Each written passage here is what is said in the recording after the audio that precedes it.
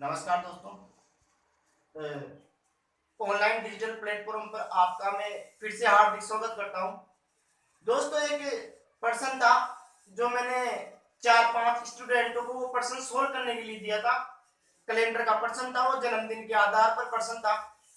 4-5 स्टूडेंटों को मैंने प्रश्न दिया तो लगभग स्टूडेंट उसका पता नहीं अलग अलग उत्तर दे रहे। कोई 22 बता रहा है, कोई 21 बता रहा है, कोई 19 बता रहा है, कोई 26 बता रहा है। चलो देखते हैं कि वो स्टूडेंट गलती क्या कर रहा है और ये प्रश्न कैसे सोल्व होता है उसकी बात करता हूं। ठीक है दोस्तों, देखो प्रश्न है, यदि किसी व्यक्ति का जन्म 15 सितंबर 1982 को हुआ हो तो 1 जनवरी 2003 को उसकी आयु क्या होगी। प्रश्न को समझना दोस्तों, क्या बोल रहे हैं। ये बोल रहा है कि यदि किसी व्यक्ति का जन्म 15 सितंबर 1982 को हुआ है, 15 सितंबर 1982 में वो जन्म हो, ठीक है, और पूछ रहा है कि 1 जनवरी 2003 को उसकी आयु क्या होगी। यानी कि 1 जनवरी 2003 में चले 31 साल को होगी भी कि 31 एज होगी, आ चीज पूछ रहे हैं। ठीक है, देखा जाए। अब देखो दोस्तों, 1982 1982 और 2003, दोस्तों 1982 और 2003 के अंदर अगर मैं अंतर निकालता हूं ना, डिफरेंस तो दोस्तों वो निकल के आता है 21 वर्ष का। 21 वर्ष का आता है। ठीक है, अब दोस्तों 1982 और 2003 के अंदर कितने लीप वर्ष आ रहे हैं ये भी तो अपने को पता होना चाहिए ना। अरे पता होना चाहिए ना। तो भवानी एक चीज का ध्यान रख लेना, जब ऐसा प्रश्न करे ना एग्जाम के अंदर बैठे तो आराम से दिमाग को एक जगह करके और फिर बैठना। ठीक है, कि कितने लीप वर्ष आ रहे और कितने नहीं आ रहे, ये अच्छी तरीके से देख लेना। ठीक है, अब मैं ये देखता हूं कि 1982 और 2003 के अंदर देखो 1982 1984 भी आता है और 84 एक लीप ईयर है। 84 के बाद फिर 88 भी आता है। अरे आता है नहीं आता, 88 भी क्या है, लीप वर्ष है। लीप वर्ष 88 के बाद फिर 92 भी आता है और 92 भी क्या है, एक लीप वर्ष है। और एक 96 भी आता है, तो 96 भाई साहब लीप वर्ष है। तो कहने का मतलब ये हुआ कि 1982 और 2003 के अंदर 4 लीप वर्ष है 4 लीप वर्ष। ठीक है सर, 4 मिल गए अपन को, देख लिया अपन ने, 4 लीप वर्ष मिल गया। ठीक है सर, अब इस 21 के अंदर अगर मैं 4 जोड़ता हूं ना दोस्तों तो 25 होता है। 25 होता है ना। अब ये तो हो गई 25 वर्ष की बात हो गई। ठीक है, अब भाई साहब जैसे ये जन्म 15 सितंबर के बाद अक्टूबर भी आता है, नवंबर भी आता है, दिसंबर भी आता है, यानी कि 3 महीने भी तो बच गए ना। अब 3 महीना को भी तो अपने को ऑपरेशन करना है ना। चलो तो वो करते हैं। देखो 15 सितंबर तक दे रखा है अपने को। अब 15 सितंबर के अंदर अगर अपन 7 का भाग लगा के देखेंगे ना दोस्तों तो अपने को एक रिमाइंडर बचेगा, तो अपन एक ले लिया। ठीक है, अब अक्टूबर के बाद अक्टूबर में चलेंगे तो पता है अक्टूबर, जनवरी, फरवरी, मार्च, अप्रैल, मई, जून, जुलाई, अगस्त, सितंबर, अक्टूबर 31 दिन का होता है। और 31 दिन के अंदर अपन 7 का भाग लगाते हैं ना दोस्तों, तो रिमाइंडर कितना बचता है, 3 बचता है सर।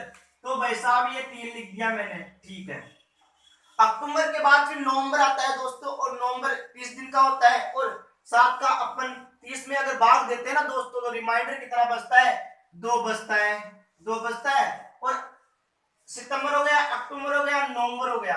अब नवंबर के बाद दिसंबर भी आता है, और दिसंबर फिर 31 दिन का होगा, यानी कि फिर 31 का भाग 7 का भाग लगाएंगे तो रिमाइंडर कितना बचेगा, 3 बचेगा। ठीक है दोस्तों, सितंबर, अक्टूबर, नवंबर, दिसंबर।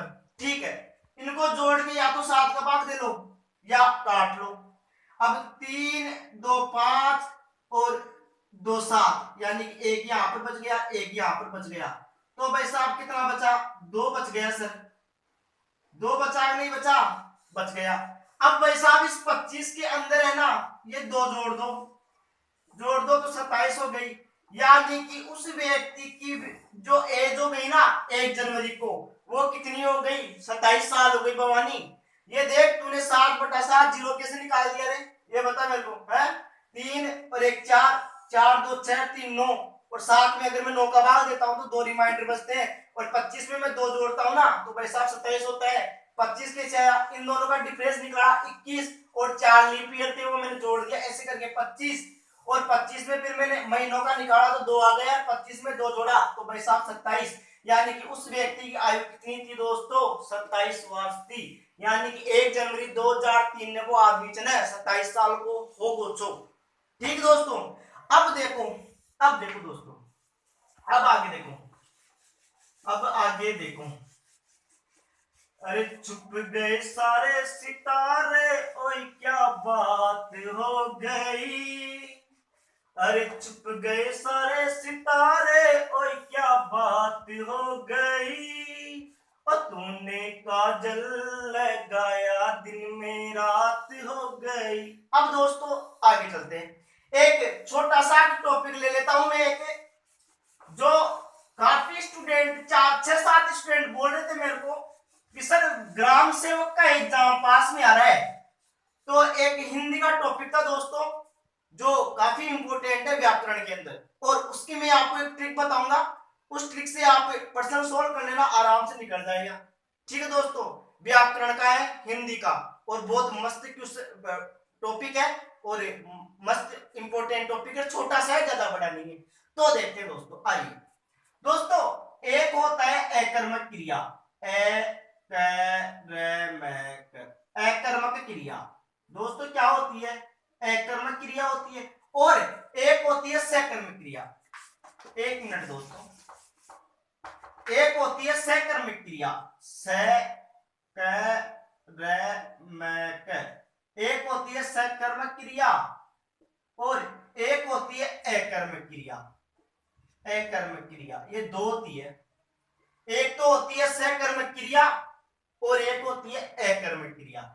अब वो आपको ऐसे तो पूछेगा नहीं एग्जाम के अंदर, कंपटीशन का एग्जाम है तो ऐसे तो पूछेगा नहीं कि सकर्मक क्रिया किसे कहते हैं और अकर्मक क्रिया कहते हैं, और आप जानते भी हो क्योंकि आप उस लेवल पे तैयारी कर रहे हो, तो आपको पता है कि कैसा कैसा प्रश्न पूछते हैं। आप 6ठी-7वीं क्लास में तो हो नहीं, कंपटीशन की तैयारी कर रहे हो दोस्तों, तो आपको पता होगा कि सकर्मक क्रिया किसे कहते हैं और अकर्मक क्रिया किसे कहते हैं। अब वो ऐसे पूछेगा आपको कि इसके अंदर कौन सी क्रिया आएगी और इसके अंदर कौन सी क्रिया आएगी।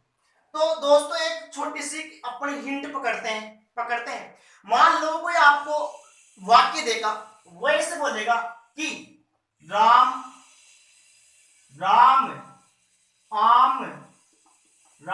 आम खाता है, ऐसा कोई वाक्य देगा आपको, राम आम खाता है, ऐसा वाक्य देगा। अब आपको पता है, आप सब जानते हो कि ये कर्ता होता है, ये कर्म होती है और ये क्रिया होती है। यानी कि कर्ता कौन है, राम, काम कौन कर रहा है, राम, और कर्ता कर्म क्या हो गया, क्या कर रहा हो, क्या काम कर रहा है, आम खा रहा है, और क्रिया क्या हो गई, खाता है, वो क्रिया हो गई। यानी कि कर्ता, कर्म और क्रिया।